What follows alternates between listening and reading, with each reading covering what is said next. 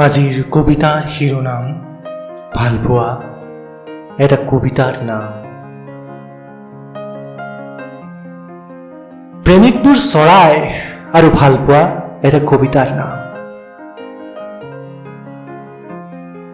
সেউজীয়া আঙুলিৰে তেওঁ চুই দিলে, সাৰ পাই উঠিল বসন্তৰ কুঁহিপাত।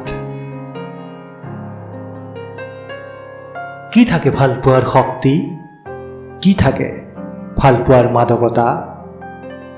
একোৰে তুলনা নাই, নাই তাৰ সমান একোৰে গভীৰতা।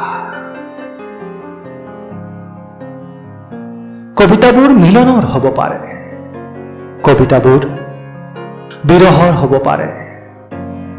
বুকুৰ কবিতাবোৰ আপোনা আপুনি গজে, বুকুৰ কবিতাবোৰ কাহানিও নমৰে।